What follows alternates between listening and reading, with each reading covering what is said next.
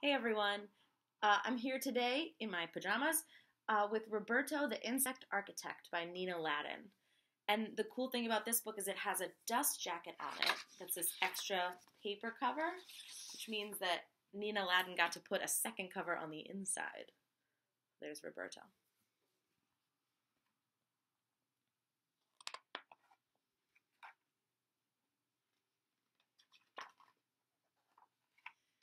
Even when Roberto was little, he went against the grain. Like most termites, he melted over maple and pined for pine. Oak was okay too, but Roberto didn't eat his food, he played with it. You're wasting a good meal, his mother said. Don't you know there are termites starving in Antarctica? But Roberto didn't answer. He was busy daydreaming about becoming a famous architect. Roberto builds first house on moon. Whoever heard of a termite who wanted to be an architect? The other termites snickered. Roberto, you should be a chef. But Roberto didn't want to cook. He wanted to build. Hungry to start a new life, Roberto realized he had to leave.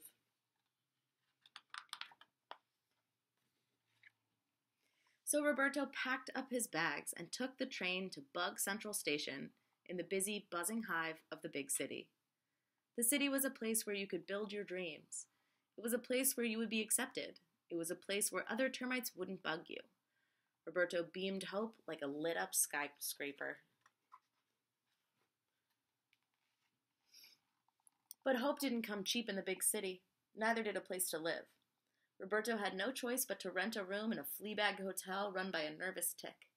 He shared the room with a family of bedbugs. Roberto introduced himself. Then he built the bedbugs their very own beds.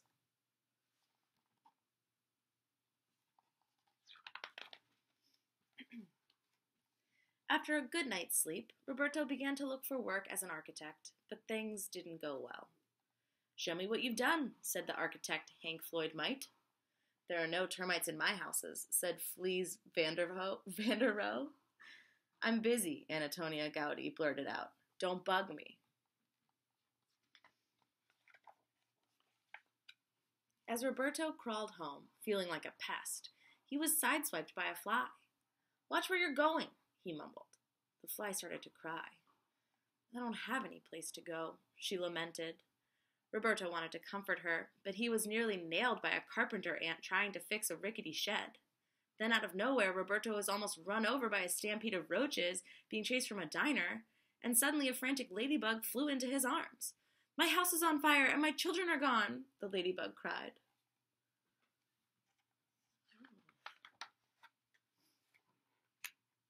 Roberto could see that he wasn't the only bug with problems. In fact, his problems didn't seem so big after all. Roberto wished he could do something for others, but what could he do? What could one termite do?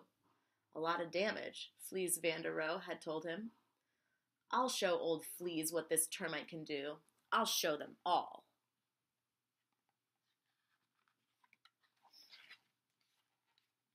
Back at the hotel, Roberto came up with a plan. First, he drew up some blueprints. He sketched houses and streets. He sketched stores and playgrounds. By the time he was finished, he had sketched an entire neighborhood. Now I just need to find a good location, he declared. Roberto searched all over the city for the perfect site.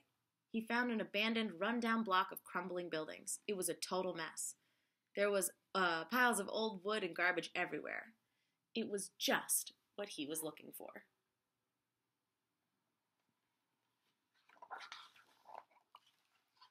Roberto hammered and nailed. He sawed and sanded. He worked day and night. Like a magician, he transformed the block of junk into a street of extraordinary homes. Each one was a work of art. But Roberto didn't sign his artwork. Instead, he anonymously sent the keys to the new owners. Then he rolled up his plans and went home.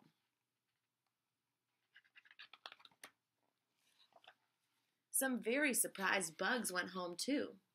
Tudor, the fly with no place to go, buzzed with delight. I'm a housefly again, she declared. Then Grant, the carpenter ant, arrived. He dropped his tool belt on the porch. Now I have a real workshop, he beamed. The roaches were the next ones on the scene. You won't find us sleeping in any salads anymore, they rejoiced. Finally, Dottie the ladybug and her children moved into their new lair. "It's perfect," she sighed. "It's fireproof."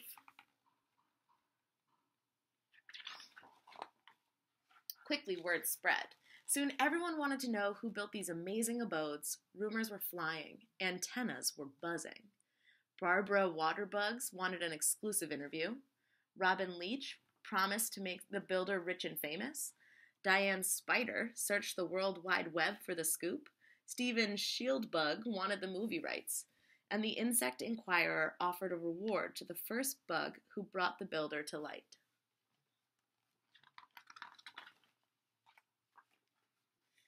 All day long, bounty-hunting butterflies took wing. Paper wasps swarmed the streets. Bold weevils crawled out of the woodwork. But late at night, a click beetle got the shot. The next morning, headlines screamed the news. Termite chips new homes out of old blocks. "It's Roberto," Tudor hummed. "He's our hero." Overnight, Roberto became the talk of the town. Architects offered him jobs. Book publishers wanted his story. Ladybugs sent him love letters. And bug buddies threw him a big bash. At the height of the party, the mayor unveiled a statue of Roberto to be placed in the city park.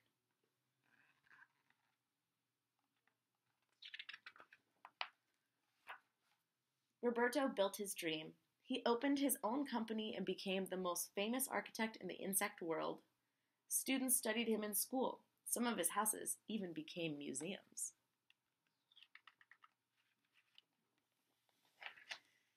But best of all, when little termites play with their food, now their parents say, "Be creative. Maybe someday you'll grow up to be just like Roberto."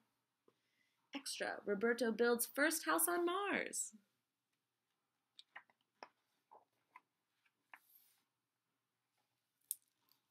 That was Roberto the Insect Architect. Thanks for listening.